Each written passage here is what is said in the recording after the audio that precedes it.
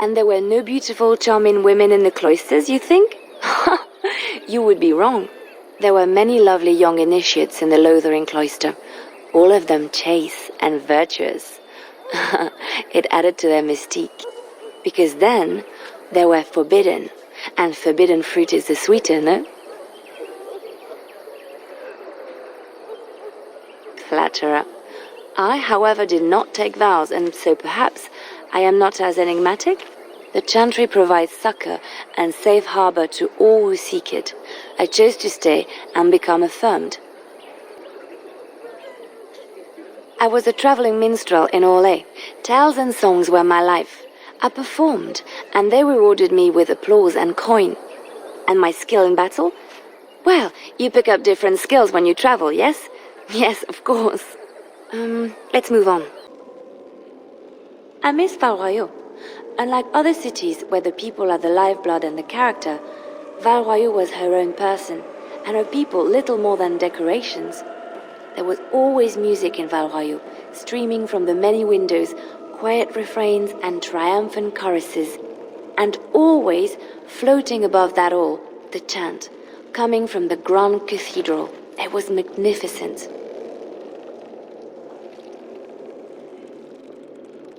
If you get the chance, you should see it, at least Val-Royeaux. Of course, there are good things and bad things about Orlais, like anywhere else. Sometimes I miss it dearly, and sometimes I'm glad I'm rid of it. And you will laugh at this, but I miss the fine things I had in Orlais. Dresses, fine dresses and furs, and shoes, of course. One can't mingle with nobility with bad shoes, you see. Orlais is very fashionable, almost ridiculously so. But the shoes!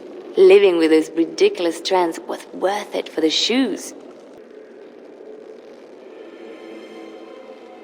Perhaps. Ferelden folk are so much more practical. I don't see them making use of something simply for its looks.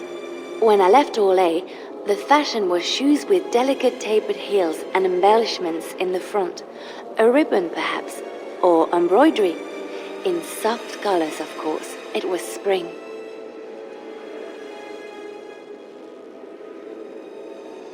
I wouldn't want to run in it, or have to enter battle, but for lounging in a lady's sitting room? Perfect. The shoes made in Orlais were exquisite. Not at all like these clunky fur-lined leather boots you have in Ferelden. Ugh, just look at them. Thank you. It's kind of you to say so, even wearing these mud-covered horrors. They're sturdy shoes, but sometimes a girl just wants to have pretty feet. Oh, I could talk about shoes all day, but we have things to do, don't we? The stars are out. It comforts me to know that the stars will remain untouched by the blight. That whatever happens down here, they will shine eternally, their light undimmed. There is a story about that cluster of stars over there. Do you know it? Elindra and her soldier? A long time ago, there lived a fair maiden called Elindra. She had many suitors, but spurned them all, for she did not love them. One day, Elindra was sitting by her window in her father's castle, singing and dreaming, when her lovely voice caught the attention of a young soldier. Entranced by her song, the soldier drew near to Elindra's window. As their eyes met, he fell in love with her, and she with him. When Elindra told her father about the man she had chosen, he was furious, for Elindra was high-born, but her love nothing more than a common soldier. To keep them apart, he had Elindra imprisoned in the highest tower of his castle, and sent her soldier to the wars. Alas, not a month had passed before news of the soldier's death reached Elindra.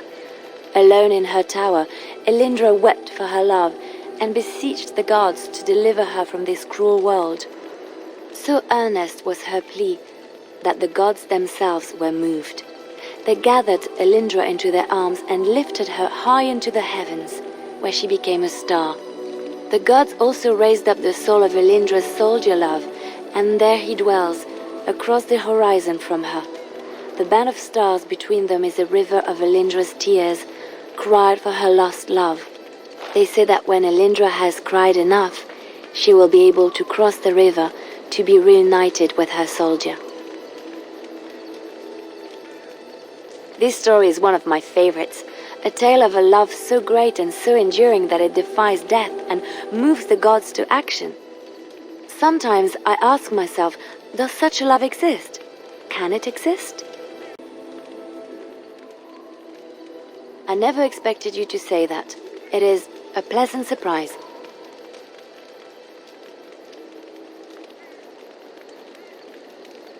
I have to say there is a certain severity to you. Finding a person behind that all is nice. Maybe you should let your softer side show more often. Sometimes following your heart, not your head, leads you to remarkable places.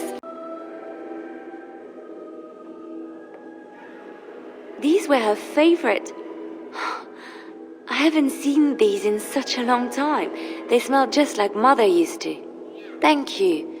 Thank you so much for remembering.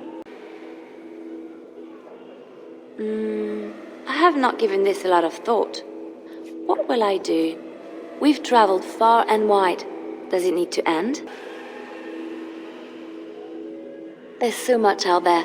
Adventures to be had and stories to be told. I want to be part of it all. I might need some company.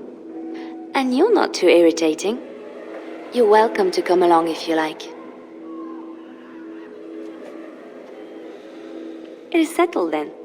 You and I wandering the world, seeking our fortunes. I can't wait. There are many rumors about spies, or legion or otherwise. What are you referring to exactly? Oh, I see what you're getting at. Honestly? Yes.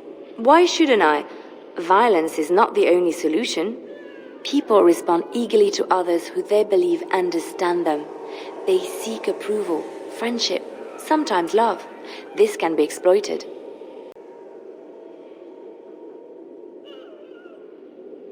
You don't think it is? I took what I wanted from them, leaving them none the wiser and unharmed. It is a game, one that can be won with little bloodshed if one plays well. And crude. Why not make someone want to do what you suggest, instead of forcing them to do it? Everyone can be seduced by the right woman. The trick is predicting who she is and becoming her. Master the game, and no one can resist you. That is what they all say. I suppose we will never know, will we? I'm certainly not going to test you.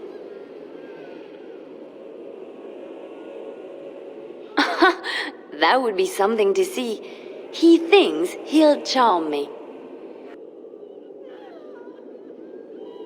I didn't say that. I did say it would be something to see, didn't I? You're an interesting person. Sometimes I don't know what to make of you, but I like it. But come, it is getting late and there is much to be done. I enjoy the nights at camp. The night always seems more peaceful to me, safer. I feel the night grants us a reprieve from the troubles of the day. Silly, isn't it? The darkspawn never sleep, and they lurk in the shadows. I enjoy those nights when we stand guard together, talking to pass the time in those small hours. Well, I talk and you listen mostly. Sometimes I succumb and fall asleep and wake to find you still watchful, and I know you're watching out for me. What I'm trying to say is that I trust you. I'm comfortable around you. I know you'll be there when I need you. You are our leader and my friend, and sometimes I think that maybe we could be more than that. Maker, look at me stumbling over my words like an ill-educated peasant girl. Some bard I am. I'm not embarrassed. I'm just flushed because of the heat. What? Are you saying I have bad taste? Why can't I like you? You're a good person, a great listener, a remarkable warrior. You often show signs of intelligence, and you're fairly good looking. Most of your facial features are in the right place.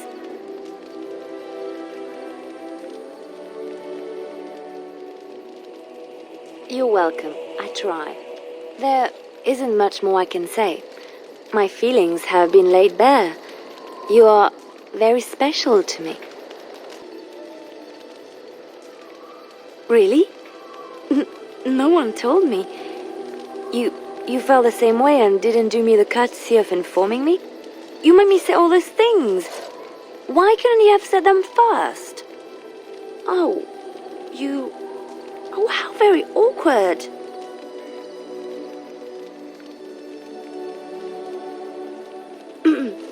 Well, yes, but don't question me. I am a woman and I reserve the right to be inconsistent. Oh, chivalry is so dead, making the lady spill her guts like that.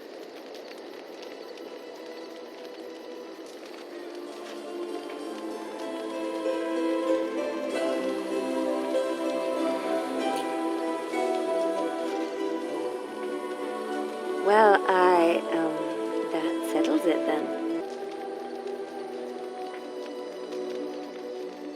Yes, a little better. Time heals all wounds, so they say. Scars remain, but they are just colors in the painting that is my life, no?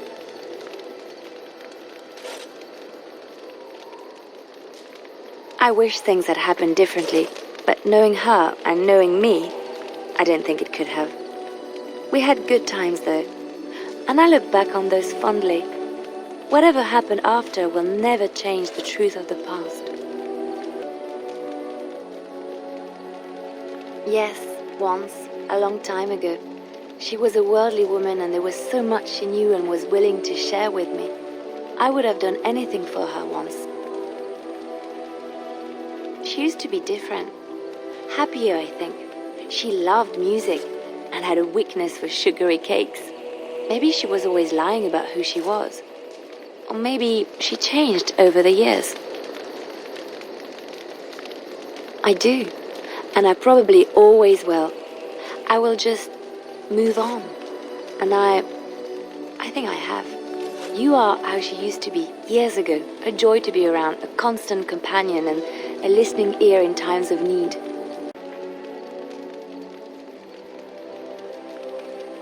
My dearest one, I think that day has already come and gone. I have never regretted leaving Orlais. I do not regret any of the pain, the anger, the loneliness, because it brought me to you, and I love you. It's so wonderful to say that to someone again. But people are starting to look at me strangely. We will speak of this again, I promise. Wait, you want to talk about us? Is there something bothering you? Really? You think so? You're so sweet. You want to... Are you sure? I knew you'd come around. Good things come to those who wait, no?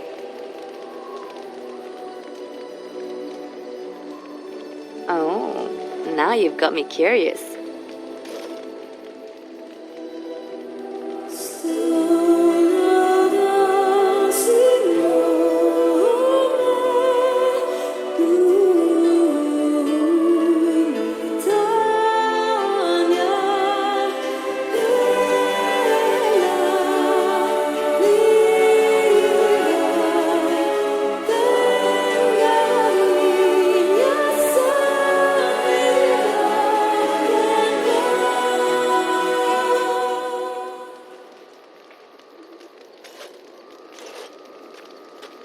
Hello.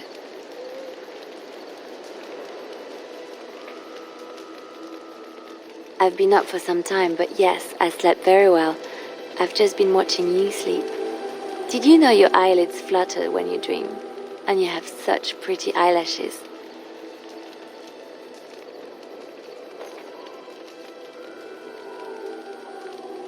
So I hear. I'm so happy, blissful. I haven't slept so well since I was forced to flee from Orlais. Knowing you will be the first thing I see when I wake gives me no small amount of comfort. I feel safe in your arms, safe, loved and accepted. This is where I belong. Thank you. I suppose I should get up. We have a long day ahead of us. Come on. Darkspawn await with bated breath for you to put them out of their misery.